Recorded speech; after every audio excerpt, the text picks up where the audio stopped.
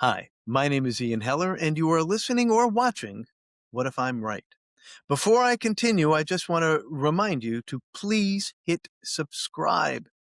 It's how you support me and my team while we try and provide you with all sorts of insights from some experts in all sorts of fields. And today, my guest is a psychiatrist, Dr. Mena Mirhom, who is a friend, a colleague, a wonderful, wonderful speaker.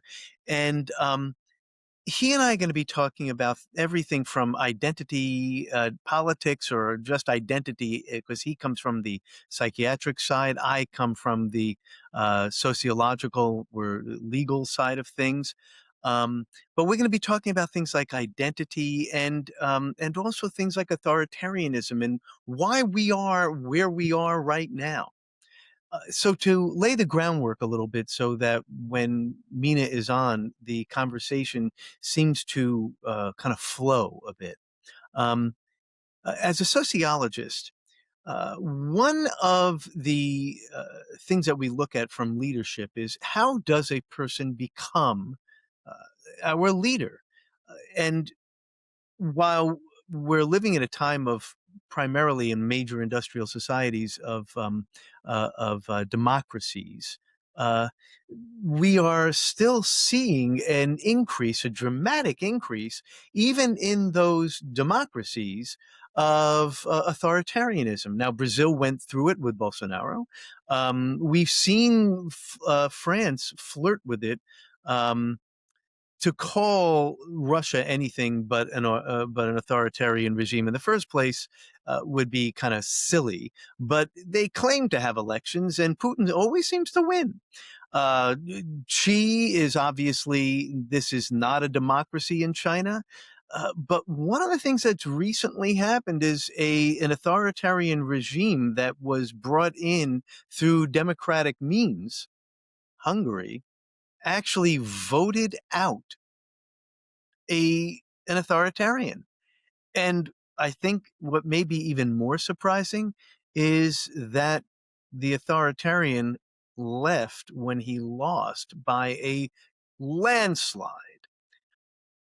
And that makes me curious because I've never heard, and maybe an historian will tell me that that it happens all the time, but I have never heard of an authoritarian being voted out and voluntarily just leaving. Uh, in 2020, we were all, at least I was certainly worried that Donald Trump was not going to leave voluntarily. And January 6th made a lot of us worry that we were going to need to use the military or some force to remove him from the White House. He ended up leaving, but man, it was a close call. Um, but it's still, the question remains. We knew, he said that when he was reelected, he said that from day one, he would be, or on day one, he would be a dictator. After that, not so much. At least that was the implication. He even said in running for reelection that if they elected him, that they would never have to elect anybody again. Not never could elect somebody again. They would never have to. As if choosing your leader is some sort of major burden that he was taking off of our shoulders. Don't worry about it. You elect me democratically, and you will never have to worry about a democratic election again. Gee, thanks, Don. And yet a lot of people actually thought and said, whoa, I won't have to worry about that again. And here's where the segue into Dr. Mirhom comes. Mina is going to likely speak about it from the internal perspective. Think of it from a sociological perspective.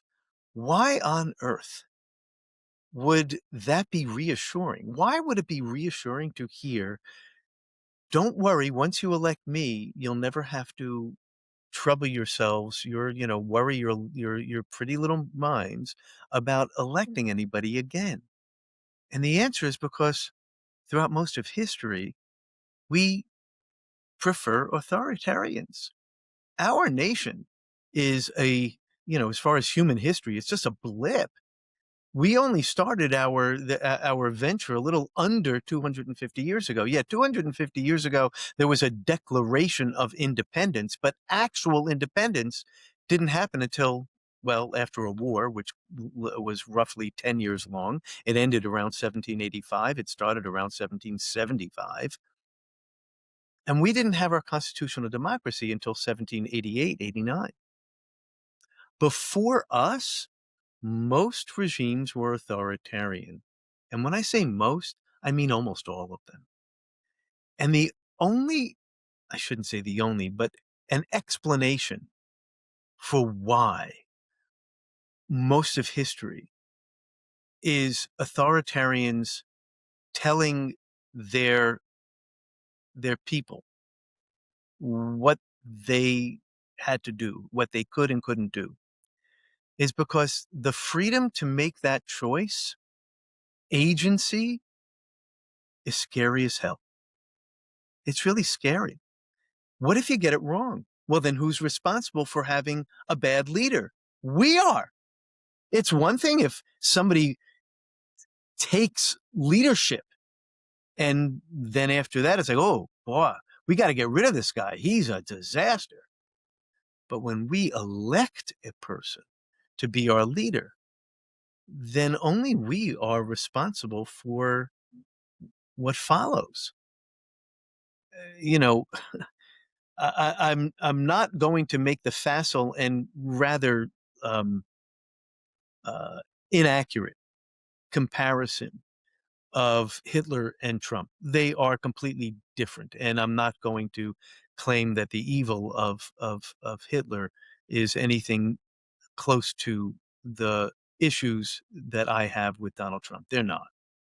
However, they were both put into power using the democratic process that was available in their nations. Um, and so Hitler rose to power through relatively democratic means. He didn't seize power at first. He came in through popular election. Now, of course, he manipulated that election through a tremendous amount of violence and the threats of violence. But at the end of the day, he still was, what was it, vice chancellor, I think, elected. So why would Nazi Germany or pre-Nazi Germany choose to become uh, Nazi Germany under a dictatorship? And the answer is sociologically is because we don't like making choices. Once we make our choice, we are held accountable for that choice. Having agency means accountability. It means that there is a possibility of moving up. Yay! But there's also a possibility of losing ground. There really is. When you know what your status is, you're a person who is you're nobility, you are peasant, you are slave. It's not that you like being a peasant or a slave, but at least you know that's what you are. And so what we actually crave as human beings more than anything is not choice, it's certainty. It's certainty. And even though it means our choice is taken away from us, we know what the next day is going to look like. If you are in the nobility, you know what it means to be a nobleman. If you are in the aristocracy, you know what it means to be an aristocrat. If you are among the peasants, you know what it means to be a peasant. If you are a slave, you know what it means to be a slave.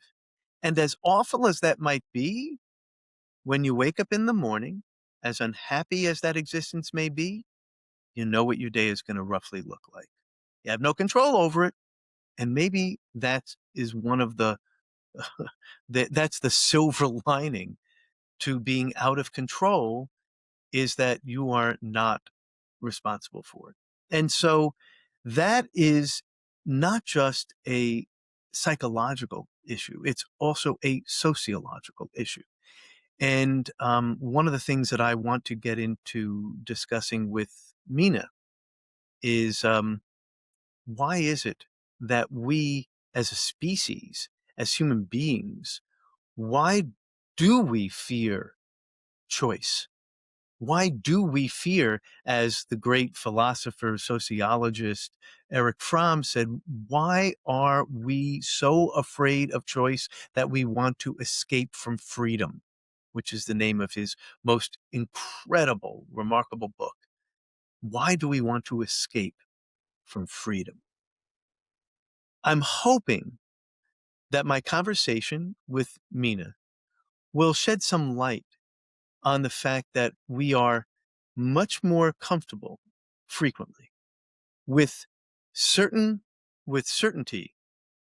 even though it means that we can't improve our lot in life. We are more comfortable with certainty than we are with uncertainty, because even though we like to dream that we can take a step up, what is more compelling to us is the fear of taking a step back or down. So with that, I once again want to remind you, if you haven't already, to click on subscribe. It's how I'm able to continue to put this podcast together. So it's not much to ask. I'm not asking you to buy anything, just asking you to hit subscribe.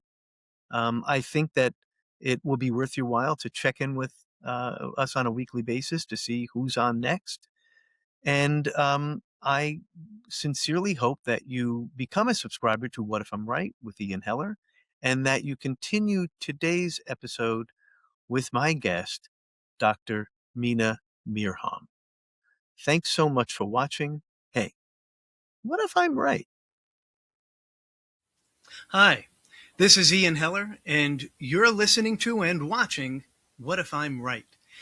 Today's guest is actually just somebody that I met that I immediately said, oh, this guy's got something.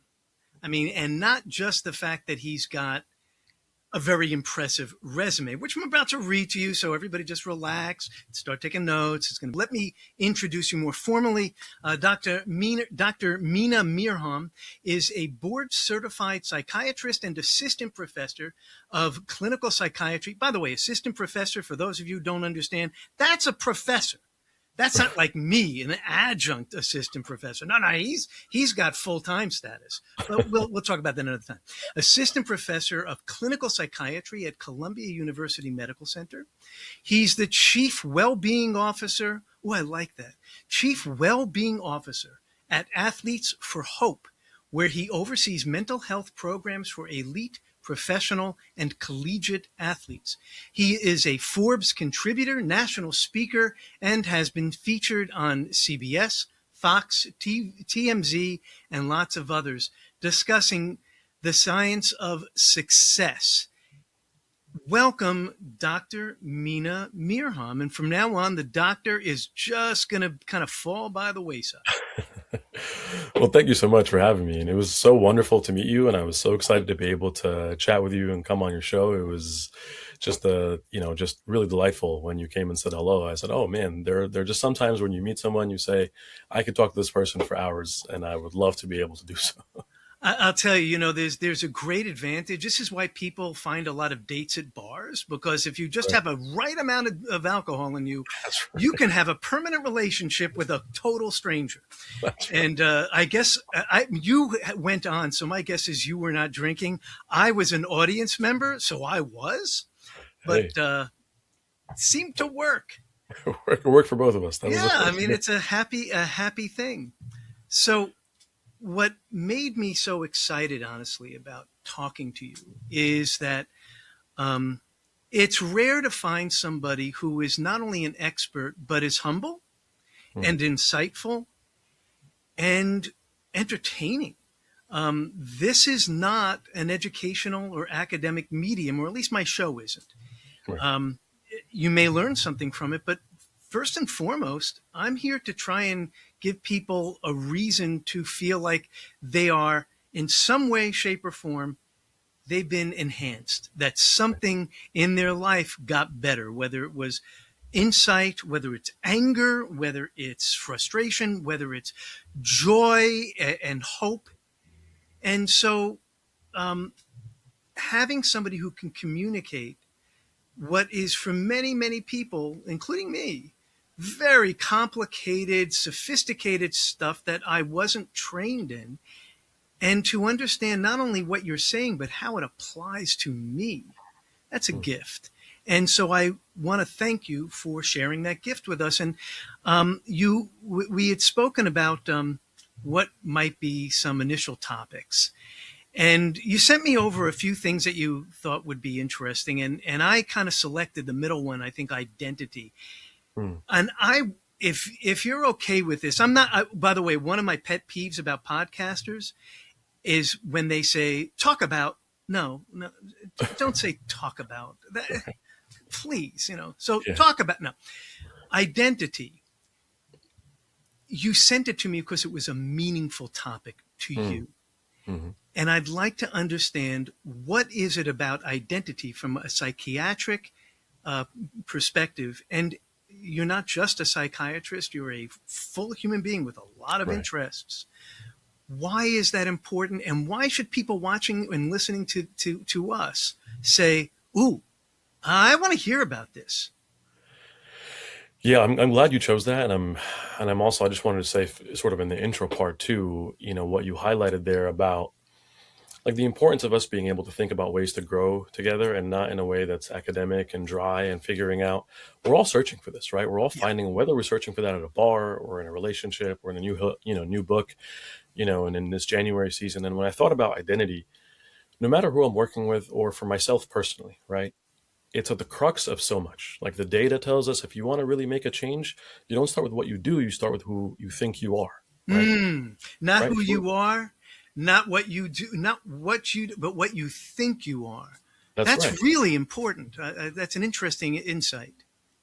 It is, because oftentimes we're trying to change the person that we aren't even that person, and we're trying to just have these sets of behaviors kind of get superimposed onto an identity that's not ours, almost like we're wearing, if you ever tried on a jacket that doesn't fit you, right? Just something that's just like too big, too small.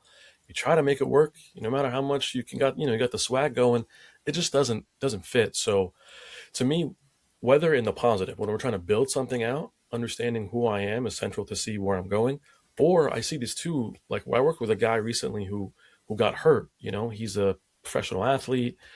And when you have your thing, whatever that thing is, maybe it's a podcast and the podcast goes away. It's like, well, who am I if I'm not a podcaster? Who am I if I'm not an athlete? Who am I if I'm not a CEO? So there's so many different ways that this is like this anchor that guides any direction that you're trying to get to as you're growing. So that's all well and good, but you said who I think I am. Mm. And in a way that says, don't worry about whether or not you're right. You think Mm. you're God, bless your heart, you're God. Right. It's like, so there's got to be more structure to it. Otherwise, it's just going to be a whole lot of people living in the metaverse that didn't even take off, to Facebook's, eternal shame. Right. Yeah, that's very true. And I think part of the first way to sort of deconstruct that, like who I think I am, one of the things I sometimes ask people that I sit with is, when you describe yourself to yourself, right? Where do you get this narrative? Where do you get this self schema, right? Sometimes the narrative that I get, the story that I get, if I'm narrating my own story, right? There's this great line in Hamilton that I like in that song where it says, who lives, who dies, who tells your story? Mm. Who's telling your story? Sometimes the person telling your story is somebody that maybe when you were growing up, there was a certain phrase that just kind of resonates about you that may not be true, So you let me know? just be, I just want to Yeah. be, because I hope people understand how deep what Mena is saying is. You're not saying who outside of you Mm, is telling your narrative, right. but the people who influenced you, who told you who you are, which people which people's narratives have you selected to Mm. describe and see yourself? Yes. Which gives a tremendous amount of agency. It means that I can decide who I am by choosing among the many people who have told me who they think I am. Mm. That's an incredible amount of agency in being able to determine, because all of them are arguably right in some way or another. So Yes. that's a really interesting insight. And I love how you're doubling down on agency, because oftentimes people feel like they've given that up, right? You feel like if you've heard something repeated enough, you just default into saying, well, this must be true. This must be the way that it is. But when you're reminded of saying, this is a multiple choice question, right? This is not something that you have to default to what someone told you when you were younger, a coach, a mentor, a parent. And if you give that up, that's, there's a great quote that I love from Viktor Frankl, who says that's sort of the last enduring human freedom, is that Mm, is that agency, when you can choose your own way, yeah. right? So people have to begin there by deconstructing almost who they are, of saying, well, of these narratives, I get to choose one, or I get to reject them all and kind of start over, have a little bit of a blank state and say, who am I actually? What are the things that are important to me? And I can build from there, not from something that I heard externally. What's interesting to me, I often gravitate to people with a psychological background, because my two, well, I have three major disciplines. One is music, one is Mm. law, one is sociology. Mm. Um, what you're touching on is really something that sociologists deal with all the time. Mm. And it's not to say that we don't have, in this Venn diagram of psychology or psychiatry and sociology, that there's no overlap. There's plenty. But one of the things that you described was, people describe me as X, so I guess I'm X. Right. In sociology, we call that labeling theory, Mm. which is my students always oversimplify it. Totally. In fact, I had a final paper, and I said, you can use any theory that we covered except labeling theory, because you're all going to get it wrong, even though I've told you 10 times since Tuesday, what it is. But labeling theory, basically, in its its core element is, you do something or are alleged to have done something, believed that you have done something. One of the most common ones is crime. So it Mm. is alleged that you have committed a crime. Mm. Whether or not you did is not relevant to the label. Right. The label is what the rest of the people who are hearing that you committed a crime, they're all going to treat you as if you are Mm. a criminal. Forget about, oh, yeah, person is innocent until proven guilty. The hell they are, not in the public world. Right. It's just not. That's the courtroom. And so labeling theory says, not only are we told what we are by what we have possibly or maybe not, what we have done or what we may not have done, but then because all of our, we have, as a psychiatrist, you are basically given license to travel in all sorts of circles Mm. with a patina of trust. Mm-hmm. Mm-hmm. And it's the same with lawyers, although they also don't trust us and dislike us. But it's still a trust of intellect, let's say. Right. When when many people's narratives about you are that you committed a crime, you are then defined or labeled as a criminal. And then, all those places that you had been free to walk, no, you're not welcome there anymore. So Right.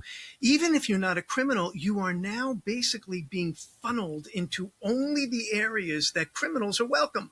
Mm. And then eventually, guess who sees the person in the mirror as a criminal, Mm. right? And then the second part of that is, if it's a big label, criminal becomes your master status. Mm. So you're not Mena, you're not a psychiatrist. You are, wow. Talk Right. about you become what you are accused of having done on your worst day. Yeah, and the tragedy or like the irony of this and the corollary too is sometimes we do this in medicine. This is sometimes if what we get wrong in healthcare as a label too from a diagnostic standpoint. There's something that's liberating when somebody feels a bunch of things that are not right with them and they want to come to a psychiatrist or come to somebody and say, give me a name for this, right? What do you call this? Give me a label for it, right? And there's a part of that that could feel like, well, I'm part of a group that also experiences these things. But where that begins to go awry is exactly actually the theory that you're describing there, which, well, now I began to like identify, and my master label becomes, I have depression, I Yeah. am bipolar, Oh I God, am that's right. this thing, right? And it's no longer a person dealing with a thing; it's I am the thing, and that becomes the primary lens by which I see the world, and it's we contribute to it. I'll say on the psychiatric end because it's easier for us to just say, here's this diagnosis, that diagnosis, we could bill for it, and all this kind of stuff, but it's an exactly incorrect framing that we perpetuate in healthcare, and not allowing a person to see themselves for who they are, but rather one slither of their identity or their experience in the same way that somebody who committed a crime. The interesting thing, I'm actually going to come a little bit to the defense of psychiatry, though not entirely, because I don't think any discipline actually deserves entire defense. I think everybody has a lot of things to that they really should be held accountable for. But yes, I think psychiatry or psychiatrists will look to label because that's what they're expected to do. But one of the most impactful books in the world is called the Diagnostical and Statistical Methods, DSM. Much easier for me to say that. And what that does, and I was actually just explaining this to one of my sons. What I said was, because he was, oh my God, you have to be labeled this and what? I said, Mhm. yeah, that's not. It wasn't done with nefarious intent. Right. It was done with economic intent Right. and with treatment intent, both. And so, as a psychiatrist, when somebody walks into your office and you have a long conversation with them and you say, I have the feeling that if you take X medicine, that might help you. Okay, well, how do I get permission, Mm. meaning the health care services that their insurer, what will their insurer cover? And if you don't match the diagnosis with the treatment, even if they have all the coverage in the world, they're going to say, nah, we don't cover that because that's not that's an off-label use. Right. We don't use it for that. So you as a psychiatrist with a patient have to say, I need to categorize you in order for me to use these chemicals to help treat you. Right. Right. Now, that's not psychiatrists' fault. Where the rubber hits the road with psychiatry kind of is to say, look, it's a big spectrum so that we can give you medicine which we think is going to help you. But you are not bipolar. You are not, depressed. What you are is somebody who is feeling X. Right. And we're trying to treat the symptoms based on what we think is the pathology. And that is where psychiatrists don't share with their patients what it is that diagnosis means. 100%. And I would say sometimes that happens in traditional medicine in the same way Of that you think course. about physical medicine. Oh, here is. I remember in training, for example, when we're going from one exam room to the other in the hospital and saying, here's the diabetic in room 3 and the cancer patient in room 5, and it's like we have it's on us, as you're saying, to have that translation piece because the patient sometimes, any one of us, right, when your life can stop one day the moment you get a new diagnosis, whatever that diagnosis is, that one phone call that changes the way you see yourself, you see the world, you see what matters. And if a doctor is able to walk you through and say, yes, the good thing about this, like something I always think about when I go to a doctor, I don't want them to tell me, you're the first person I've ever seen who has this symptom, and we're Right. gonna like figure this out now together. Let's Ooh, just how see. exciting. Yeah, like I don't want to be interesting to a doctor. I want to be boring. I want him to see 1,000 people before me and 1,000 people after me who had exact, you know what I mean? I want him to know this is we have figured this out, and Yeah, the the company assembly itself. line. You want to make sure Yeah, you're on an assembly line. yeah, you've done this before, right? I'm not, I'm not your guinea pig. So I want my patient to feel like, listen, the benefit of this categorization is to tell you, I've seen this before. It's gotten better. We're going to get there, right? That's the reassurance of it. But that's not to say that anything that we've seen, especially in the complexity of the human mind, is this one size fits all. I was even talking with a patient a couple of days ago. Well, because he had heard about, this young man that I forget the name, but was involved in killing his parents. This was just like a big news story, and the news came out that he was taking medications for schizophrenia, and there was all this speculation around that was the reason for this and this. And this person that I was treating was saying, am I going to do this? Am I going to commit a Oh, crime? You know what I mean? wow. And it's like because they saw something on their news feed, and it Mm. terrified them, made them feel like, well, the narrative now around somebody struggling with mental health is that they're going to become a criminal. So it's like we had to have a whole reframing around cause and effect and where these things come and where they don't. And but it's on us to do that translation. And if we don't do it well, a person is just sitting, with that and trying to make meaning of it. And I it's gotta really. make it. I gotta add. It's much worse than that. It's Mm, much worse than that. It is exactly labeling theory, mm, because once, whether or not they go and actually kill their own parents, mhm, that's an extreme that's not likely.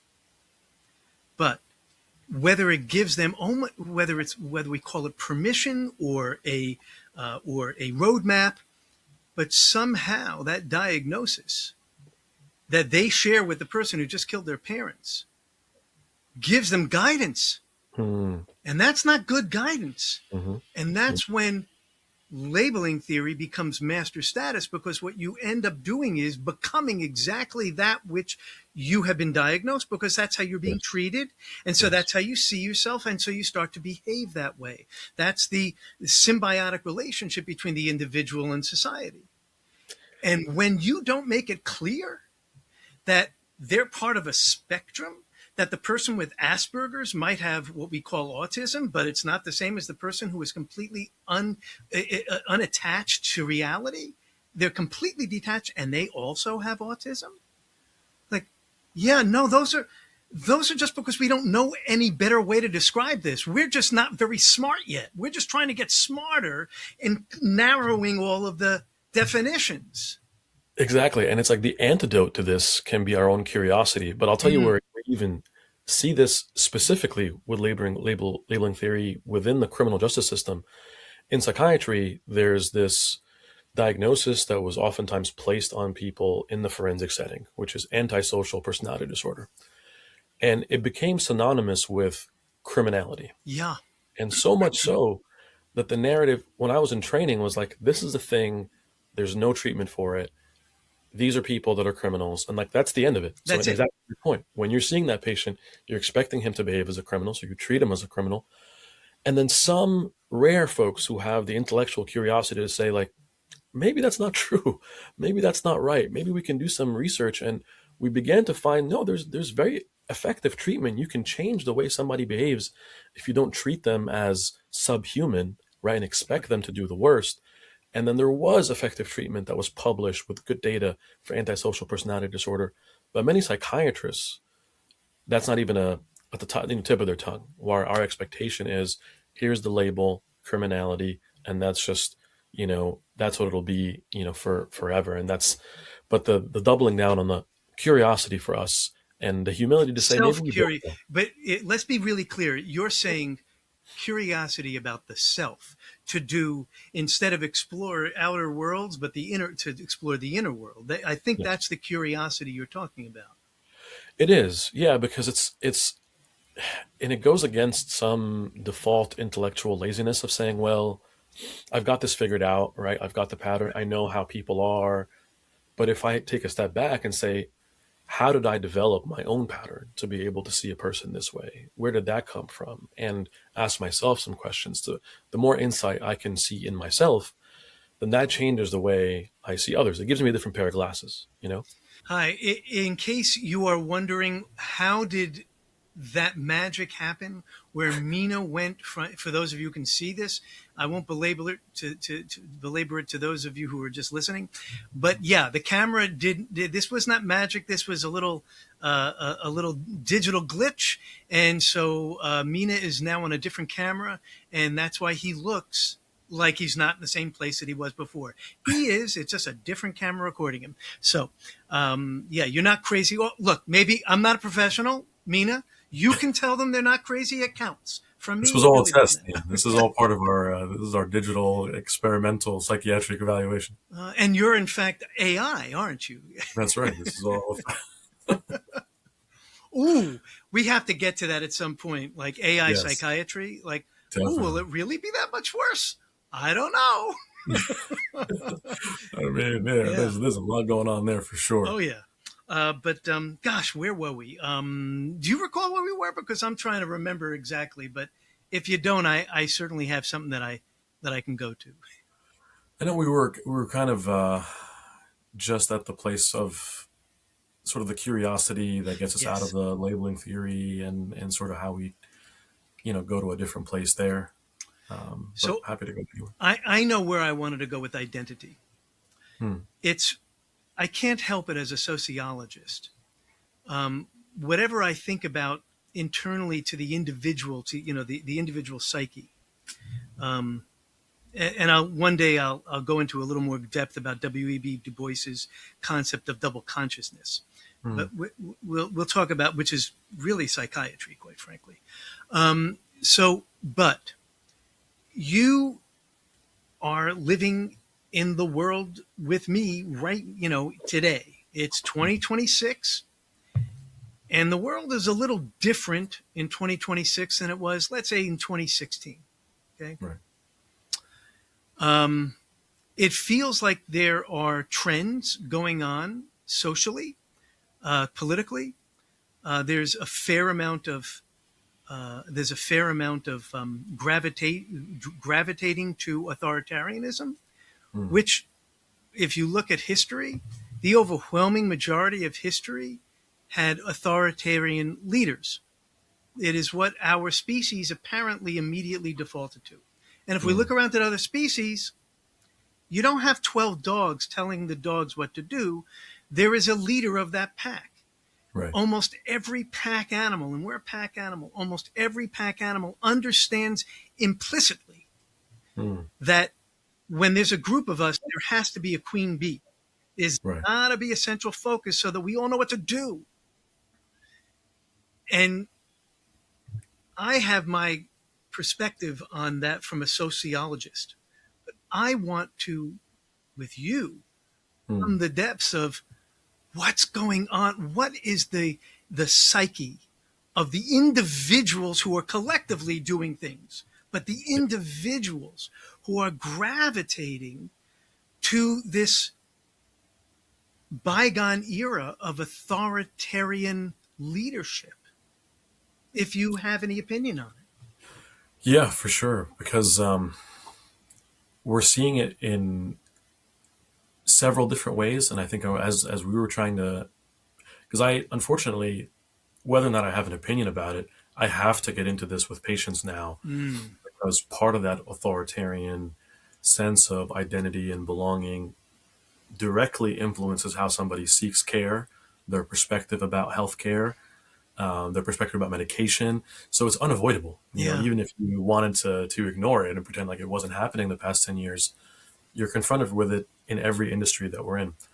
And where I am is as I try to unpack that with somebody and I say, I understand the individual wants to feel a sense of belonging, wants to feel a sense of safety, wants to feel like, okay, I'm not the only one who feels whatever, right? And because I can align with a group, this is part of the reason we root for teams. This is part of the reason I'm a Knicks fan, and that's, we can for the past 30 years we're all about that. Whether you're a Knicks fan or root for any other sports team, you want to have this sense of identity that aligns with a group. And then part of what happens there, the same way that you see in sports, you follow a team captain, you follow sort of a leader there. I think the interesting part, and the part that's a little bit unfortunate, is that when, as we were talking about agency before, as people begin to lose their sense of agency or curiosity or sense of what's true and what isn't, it's just all in the blueprint of the pact, right? If the pact says this is what we all have to feel about healthcare, and this is what we all have to feel about healthcare, there becomes this authoritarian absolute loyalty no matter what your eyes tell you. And that's, I know people don't feel right about it, but they just continue to, be in there because of a sense of safety of belonging to a group. There's a wonderful book called Escape from Freedom by Erich Fromm, which is kind of one of the, it's just one of the most important sociological books. And Erich Fromm was one of the great sociologists, a great philosopher. And what he said was, or wrote was, people, the scariest thing is freedom. And he was writing about pre-World War II Nazi Germany. And what he was saying was, why are people doing this in this mass hysteria, hypnosis, whatever you want to call it? And one of his I don't want to say conclusions like he's saying it all is because of this, but he was saying a very, very important contributing factor is we have too many choices. We are it's almost as if we are happier suffering together than trying to believe that we will succeed and celebrate alone. Yes. And that makes sense as a pack animal. The last thing you want to do, people say, I just don't want to die alone. They're not saying I don't want to die. I mean, they probably don't. Right. But they don't want to die alone. And what that means is they don't want to live alone either. And so using your perspective and my, additional lens, are you suggesting that this 20th century, mid to 20th century, where most of the most important nations, the most successful and dominant nations, were democracies, were republics, were people who chose their leaders and then replaced them on a regular basis, that over time it somehow undercut their sense of belonging, so that they just wanted to be part of something, and the loudest mouthed person on the highest mountaintop is the person that they're all running to, no matter what he's saying? I think that's a huge part of it. I think that the terror of isolation, and underneath it, there's something that we know to be true scientifically. We know the danger on your health of being in this isolated place, emotionally, psychologically, can be, the equivalent of smoking 15 cigarettes a day. So there is this deadly, it's this deadly reality. That's a real number. You're actually giving a real statistic. Okay, what I want to be clear about when people are listening to you as opposed to just some other talking head who doesn't know, you are not just saying, well, that's the equivalent of, I don't know, 15. You're saying, no. Studies have indicated that isolation is as dangerous to your health as smoking 15 cigarettes a day. That's which basically means if you're alone, just keep smoking, man, because nobody gives a shit. You're going to die. Just one way or the other. I'm sorry. I can't help it. But go ahead. I'm sorry. No, it's crazy. True. It is crazy. And I think like any authoritarian movement, it captures something that's true and just kind of distorts it, right? Like here's your sense and your yearning because you're fleeing from this. Yes, freedom can be terrifying because having to create your own life and the mental fatigue of having to make all these choices. But what's even scarier than that, as you're pointing out there, is doing that alone, right? So okay, so I see that you have this fear, and I'm going to capitalize on this fear, and to get you away from that, you just have to surrender the freedom and have absolute loyalty to the group. And I think when people see that this is filling a part for me, which is a sense of I belong to something, and I can see a road, whether or not that road is something I completely agree with, but I see the loudest mouthpiece, and I see that this dominant figure, this dominant charismatic figure, whoever they may be, is telling me this is the path, right? And this is going to actually seem like it's going to endure, because there might be a third and fourth term. There might be just, this is going to be on forever. And I don't have to think about this every 4 years. This is going to just be forever. It takes that mental load off of me, and it allows me to have one part that terrifies me go away, but to my detriment. Wow. I'm sorry, but you just gave chills down my spine about the idea.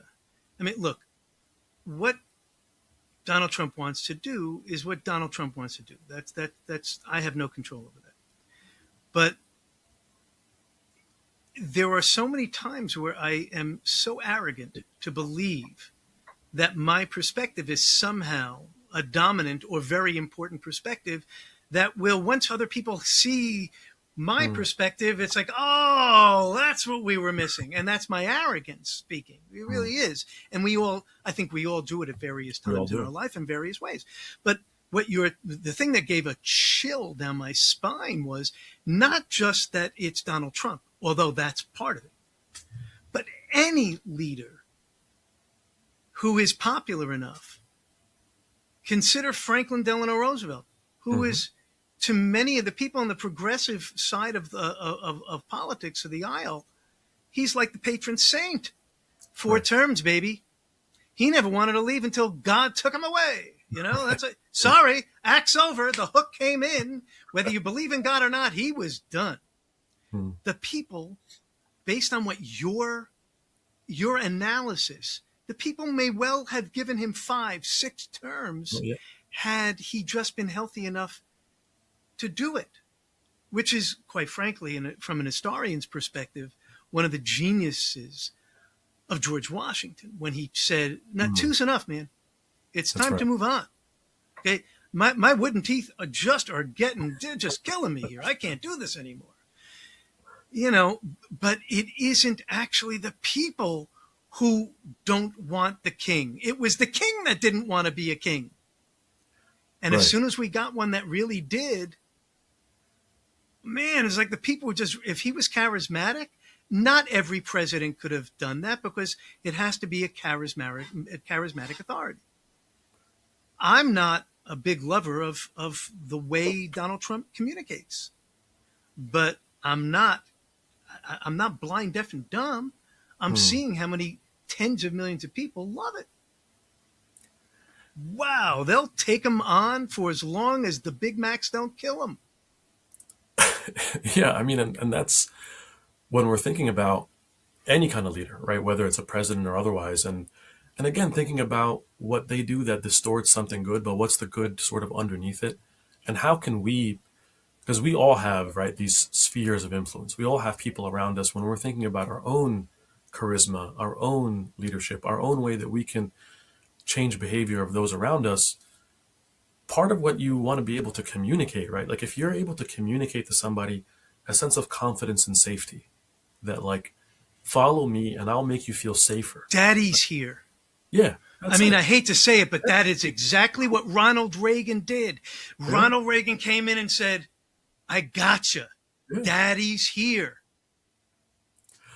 I mean, I'm glad you brought it there, because that's at the heart of it, right? Like that's what we're yearning for. We're yearning for this daddy figure to just give us a hug and say, like, the world is scary, everything's terrifying, but yes, daddy's here, and we need that as an individual, as a people group, as a company, and you can have somebody gravitate to you that way when you understand what is necessary to bring to not just the information that you're communicating, but the feeling that you want the person to feel safe because you are taking care of them.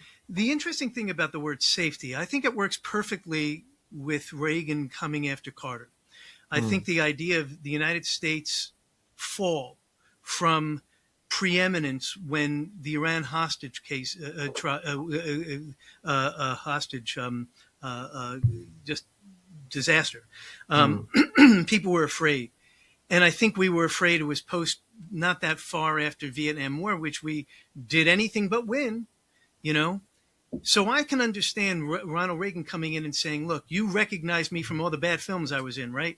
Okay, I've always been a guy in charge. Whether you like what I said, whether you like I'm an actor, you know I'm comfortable in this position.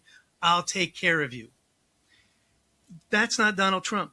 Hmm. He is not expressing empathy. That is not what he does. It's not. I don't think he is capable of it, quite frankly.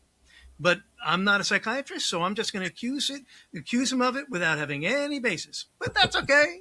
This is entertainment. You're So allowed. I'm allowed. So I don't know that he's capable of it, but even if he is, he doesn't express his authority through any sort of empathy. What he does is he taps into anger. Hmm. And he's looking around and he's seeing a whole lot of people being angry. Now, let me tell you, there's a lot of reasons why people are angry. Some of them is diversity. Too many people that don't look like me, don't sound like me, don't want, okay, that's one of it. But that's not the only reason. How about economics? That's another reason. All these things, but it doesn't matter why you're angry. Right. You want a leader who is as pissed as you. They are supposed to be I think leaders are supposed to reflect like a good novel. It's supposed to reflect who you are. In the protagonist, the central character is supposed to be relatable. Right. Whether it's relatable because you have that evil in you too, you have that beauty in you too. Donald Trump, to my mind, attracts people by saying, I know you're pissed. I am the most pissed off person in the world. I got a crap load of money, and now I got I got an army, and I've got a judicial system, and I got every mechanism of power that there is. So keep it coming, baby. Let's stay angry. And then they say, oh yeah, look, it's great. Dad's pissed. Whew. Wow. It's nothing about ideology. It's just, we're pissed. He is too, and he's big. Let's get behind him. Right. Right. But it goes to, if we understand that a lot of what drives human behavior is just on a fundamental neuroscience level, it's not always the forefront of your brain. It's not always the most cognitively advanced part of your brain that is making decisions. That part is a little bit slower. That part takes a little bit more time. The part that's quickest, most impulsive, is the emotional side. Which we all, I don't know if it's accurate. That's the reptilian brain. Is that correct? Or is that just a silly thing?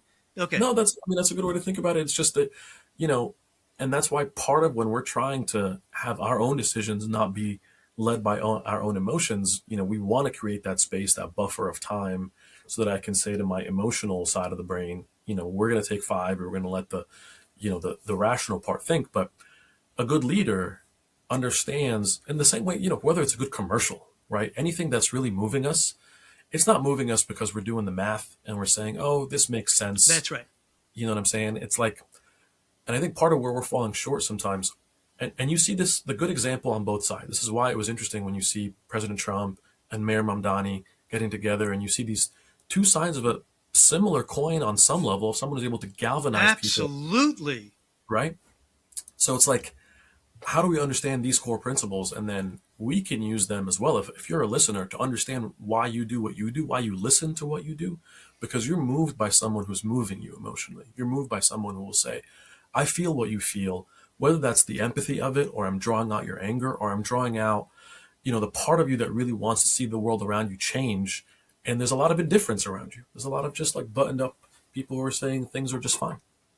Okay, so forget about Joe Biden for a moment, because he wasn't Joe Biden when he was president. He really wasn't, okay? Although if you take a look at the statistics, whether or not he was running the show, I'm not about to get into that one, but it didn't look good. But but the president before him, Barack Obama, you cannot, except if he was a woman, there is virtually nothing that you can't find two more diametrically opposed perspectives on the world and their own leadership. And Trump has still never been as popular as Obama, but he's still pretty popular. Yes. And Obama was enormously popular. And a lot of those same people voted for both. Mm. Now, that's batshit crazy. I think that's the technical term for it. That's The batshit DSM-7. crazy. That's what it is. It's Yeah. like, oh my God, you wait, look, if you love Trump and then you like Obama, you love Obama and you like Trump. It's like, I don't know how those are not, that's not peanut butter and chocolate. Okay. Right. They ain't going to go together well. And yet that's our history of the two most recent popular figures in American politics, national politics, Barack Obama, Donald Trump. How did we get there? Please, doctor, help. How did we get there? I'm happy to share on that, because that's the brilliant way that we can understand that this is not always about ideology. This is not always about policy. Politics is not oftentimes a test of who has the most effective political strategy that's going to be driving the economy forward. It just isn't, right? And part of the reason why it's important for us to understand that is to know what motivates my behavior, what motivates me to look at a person and say, I want to follow you. If I'm still under this false guise that this is a matter of me agreeing with every single principle or me fact checking every single claim, that's just not the case, right? That's just not where we're at. But if I can understand, both for me as well as for people around me, and I really love what you said before, that sometimes we feel like in our own arrogance, oh, if everybody can understand my perspective, then they'll get convinced, right? I've never spoken with somebody who was convinced by something I said because I gave them a new fact, because I like, oh my God, you blew me away with that stat. Now I really believe you. People have only been swayed a little bit when they felt like there's something in their emotional stance or their personal experience, and I see where they are and I meet them there and I say, and I have this is what both leaders have here that we're discussing.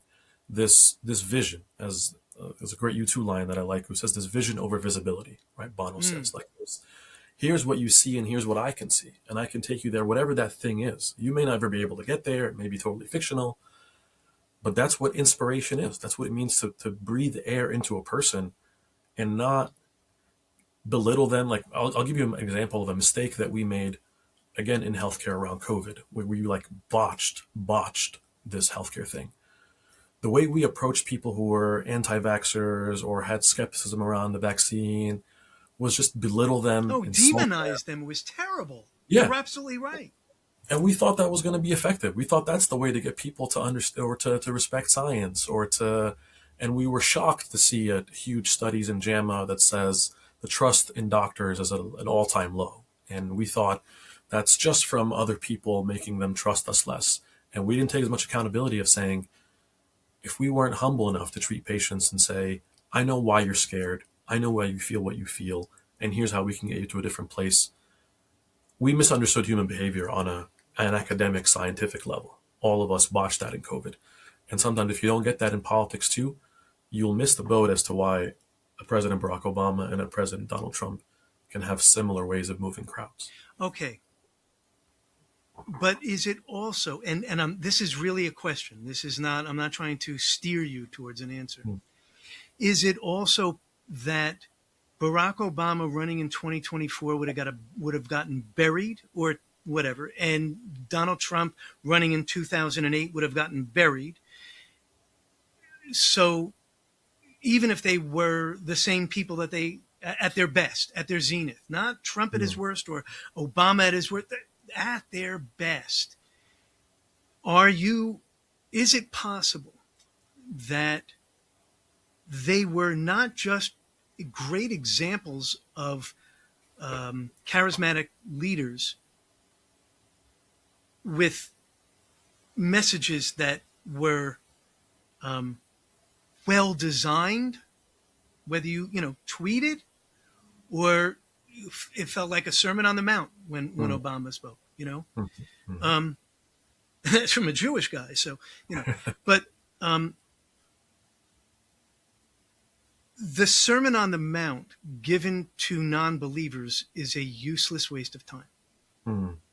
And so what I wonder is, and of course, a lot of theologians will say, absolutely not. That's exactly the people you want listening. It's like, well, yeah, but if they're not listening, they're just there, then it's not going to work.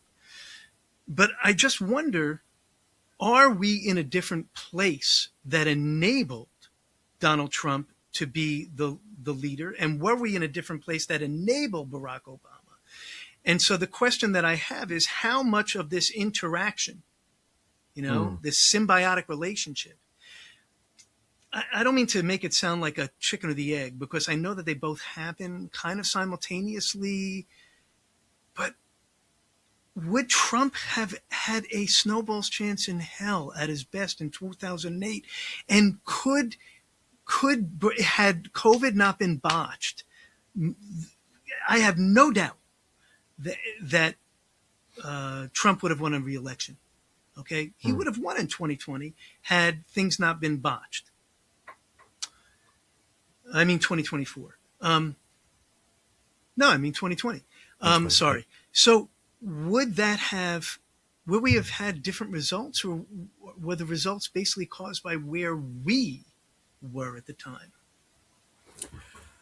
I think it's an insightful question, because sometimes you're looking at a dialogue, basically, right, between the leader and the people, right? And we mistakenly make that dialogue only about the person speaking, and not realizing that the person listening is a really important part of that dialogue. And we have to be able to say that we don't see the world only right as it is, but as we are, right? So we were in this particular place in 2008. We're in a very different place in 2020, different place in 2024. My feeling, my take on this is that part of the gift of charisma of a leader is not only to see where people are in that particular space, in that particular moment, but the real test is how you can draw out what you want from them in that moment to get them to the place that you want to be. In other words, you've got these two heavyweights, right, of charisma in Trump and Obama, right? But the real test would have been which of them is able to see in that dialogue the person in front of them, and not just see where they are now, but see where they would want to bring them to a different place. And that would have determined the outcome. Yeah. I don't mean to just pander to the Obama acolytes and denigrate the Trump acolytes. I really don't. But Donald Trump is he's monomaniacal. He is driven by a particular kind of force that has a tremendous amount of power. Barack Obama is not. Barack Obama is more like the preacher who looks out at his flock, and he says, what do they need to hear? Right. And so Obama, if we just look at them generically, the Obama approach, if you're charismatic enough, you can figure out how to transport people who are angry and people who are happy. Right. But Trump came along at the right time because people were angry. And I don't know that if we were all feeling good about I don't think he wins an election when we're all around the campfire singing Kumbaya. Right? But Obama, I think, might have had the breadth of just to understand, okay, I'm going to take this part of my personality and so I think he might have been able to adapt, whereas Donald Trump, he really is he's a function of the people who put him there. Whereas Obama, I think, is a function of his ability to figure out who those people are and how to be that person for them. And some people might look at that with Obama and say, well, then he has no core. He's figuring himself out based on what you want. At least with Donald Trump, if he hates people, he's going to hate them tomorrow also. You know that. It's really interesting to see that that interaction between leader, as you just said, the leader and the led. Yeah, it's very interesting. And I think the approach probably would have been, even if you're sitting around the campfire singing Kumbaya, this is the other part of the difficult gift of charisma is even if you're not angry, the right leader can elicit that emotion in you and find Hmm. and lead you there. You know what? You've had this inner anger, you just didn't realize it. Let me show you why. Because it's always there, right? Always there. It's always dormant, right? There's not a politician that's going to come around and, you know what? Everything's amazing. Um, I'm good. Like everything's fine. Elect me. It's like, no, well, something's got to change, right? There's the audacity of hope and the courage of change. And it's just like, why? Because at our core, we want things to be different somehow. We want things to be better somehow. We're looking for that internally, right? We're looking for some strong feeling. That's the whole, here's New Year's resolutions. We're all motivated and, we want to be motivated by fear of being alone. So I'm going to hit the gym, or I'm sad about this, or I'm isolated about that. So I want to change that behavior. There's something in me that's dissatisfied with my state of the world. Because ultimately, that's the other part that we sometimes miss in this whole thing too is, this is not a macro problem. It's every individual is thinking about my world. I don't really care what's going on in Wisconsin. I don't really care what's going on in the farmers or Nebraska or whatever, right? Where I am, do I feel like this politician is speaking to me somehow, that my world will be better, right? The heart of our own human selfishness. And if that person is moving my feeling, my emotion to feel like things will be different for me, that's what they were able to capitalize That's on. enough. You want to know what, if I could redo the 2024 election, first of all, the selection by the Democratic Party of of the nominee is a terrible thing. That is anti-democratic. It was a terrible thing. Basically, Joe Biden coronated. Oh, okay, you're going to be my replacement. It doesn't work like that, man. That's not the way it works. Well, it was. That's exactly what happened. And whether or not she might have won in a different scenario, I don't know. In that scenario, terrible. But my dream scenario, going back what feels like decades, but a year, is Bernie Sanders versus Donald Trump. You've got two old, angry white men who probably, like, one is probably incontinent and the other probably can't keep his spit in his mouth. So there's like bodily fluids everywhere. I love it. I would have loved to have seen that debate, because then you had the choice of a progressive angry guy. Look, they're both old white men, and Bernie Sanders, they don't see him as Jewish. They see him as a communist, right? Like, so Yeah. they got a commie and he's not, but they got a commie and they've got like the most vicious capitalist who ever lived. And they're both pissed. Man, would I have loved to have seen that. I would have loved to have seen it just for the SNL skits alone. I mean, that would have been, those would have been gold. Oh my God, that would have been like 6 months of like every performer. Just like, rant, just endless. Wow. That is so funny. That is so funny. So we only have a little bit of time, and we're going to talk lots more. But because I just got yelled at by my producer, we know what the power is. We all understand that. We all understand. I used to perform as a musician all the time, and when the audience says you're done, you're done. When you're in front of court, in front of a judge, and he says you're done, you're done. So when my producer says you're done, it's like, I understand, I'm done, I get it. Anyway,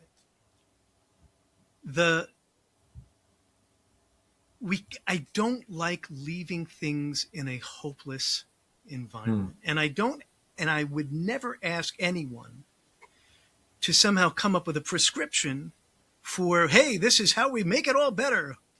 Right. I get that. But this is a journey to wellness, right? Yes. So in this journey to reverse the anger, and I am not going to belittle the anger that many people have whose political, ideological perspective I completely disagree with, but I'm not going to demean them and diminish them by saying that their anger isn't real and justified in many ways. Right. Okay. Maybe misplaced, but justified nonetheless. Okay. How do we get started in this journey of a thousand miles? What is that first step, Confucius, that we can start going towards the wellness, which we know will swing back the other way one day, but Yeah. I want to be at the bottom. I want to be able to say this is as low as we can get. We're going to crawl and dig our way out of this. How do we do it? The beauty of this is that we have a lot of data. We have a lot of really solid, reliable evidence for a path forward. That things don't have to be the way that they are. And what you're framing is actually a really important part for that, which is first understanding that we're sort of in this together, right? And we were trying at times in the whole COVID thing to paint that narrative in a way that made sense. But knowing that our emotions are shared experiences, that like we're all angry, we're all struggling. Like if you're waiting for the train, we're all waiting for the train. Like that's you're all in there regardless of what you believe. That's a great image. Yeah. Like you're just that's it. There's nowhere to go. So starting there and then saying, well, now I get to build on the inside. Like I'll give you an example. When we're trying to change something like smoking habits, right? We talked about how the 15 cigarette thing. There are great studies that show the difference between saying, for example, when somebody offers you a cigarette, to say, no, thank you, I'm trying to quit, versus saying, no, thank you, I'm not a smoker. Subtle change in how I identify and spell out my own identity. Wow. Self-labeling again. Self-labeling goes back to that. Yeah. To be able to reconstruct my own sense of self and being able to say, well, I'm the kind of person who cares about blank and blank. I care about, here are my ideals. Here are the virtues that matter to me. Justice or truth or fairness, whatever, these things that kind of move me on a personal level. And the more I can pursue one of those things at a time, and not just because if we don't know what we stand for, someone else, as we know, will just fill in that vacuum for us. We don't have to wait for that. There's a moment that you can take now. But how do we, I hear you, but we live in the biggest bully in the history of the planet. We're the United States. We are the wealthiest, most powerful nation that ever existed. I mean, really. And we're using that what Trump is basically saying is we're at the top. Why do we have to do anything other than beat down the people beneath us? Right. And people are saying, well, that makes me safe. Is so long as I'm in the United States and we have the nuclear weapons and we have the economy and we have the oil and we have the technology, when we tell you to jump, the only thing you're allowed to say is how high. So how do we turn that discussion of safety, because that's what you were talking about. Right. How do we tell them you are more secure in the world you are condemning than the world that you are introducing? That using that power is antithetical to the security you're trying to promote. How do we do that? Please. I'll give you an analogy sometimes, right? When it comes to how we understand power and how we understand force, sometimes if you're sitting in a room, the loudest person is not necessarily the strongest person. The same way that we understand wealth, if you're sitting in a room and you can imagine 10 people, 3 of which are billionaires, 3 people work, minimum wage jobs. The most understated oftentimes are the ones with the most influence. So part of this is that, and you mentioned sort of things like the Sermon on the Mount, this is part of the things that were alluded to from even theological and religious perspectives, is that you have to flip power on its head a little bit. True power is not the ability to bully other people, to put people down, but to actually be able to serve other people. And uplift them, yes. Uplift them. Yeah, that's what it means to be powerful. That's what it means to be strong. And if you want to change that narrative, like, sorry, but it's not going to just be on Twitter, right? It's going to have to take a little bit of action on you as a person listening, as part of somebody who is, partaking in this conversation. Is how are you demonstrating that power looks different? And how are you hoping then that as you model that, the same way we modeled that for for kids or people we mentor. Because otherwise, we're going to have the default definition of power, which will continue to be, oh, we see some oil over there. We're going to go take that oil. That's our oil right there. Versus saying, you know what, I'm going to be the kind of leader in my sphere who doesn't take but gives. The kind of leader who doesn't, overcome by from the top, but by serving. Yeah, I hear you, but you have to finish the sentence, which is, this will benefit you more because, and that's the part that the Democratic Party has done a terrible job of. That's true. Why is it that a world at peace with us at the top is even better than a world at war or afraid because we're at the top? Are we going to get more out of them? And to me, and we'll never wrap this up. We're going to keep on talking, but sorry, Emily. No, but to me, it's kind of like you attract more flies with honey, right? And vinegar. Yeah, well, vinegar's nice. I was not taught vinegar. I was poop. Okay. Oh, poop. Yeah. So, I think what we need is to demonstrate that the sweetness of the honey is what is going to attract more of us than the stench of something which we can't deny or get out of the way of. And so we might as well succumb. Yeah, and maybe the tie-in there is, we know that there's data that supports that. Like, I'll give you an example there too. And then we're going to stop because she's going to kill us both. That'll be the end. Last thing I'll tell you is a professional athlete tie-in. Sometimes when we're working with somebody in the NFL, for example, they're used to channeling anger, hatred, and violence because you've got to crush your opponent. Yeah. Right? And what they're trained to do sometimes is find like the darkest, deepest place you can go to so you can get to that place and do the thing. Yeah. And what flips even performance on its head, and what flips, like ultimately what I want to kind of get across to somebody listening or watching is the honey part that you're alluding to. Is not only is that better globally, but that's better personally. It has to be, otherwise we're not going to join in. Exactly. Yeah. That's the invitation, is that this is the medicine for me. Yeah. And because it's the medicine for me, then it's worth pursuing for a broader scale. I have so many questions and so many things that I want to talk to you about. I knew when I saw you on stage that you were fabulous. I knew we'd get along. And I can't tell you how much I'm going to sing my own praises for immediately identifying somebody as gifted and as wonderful to talk to as you.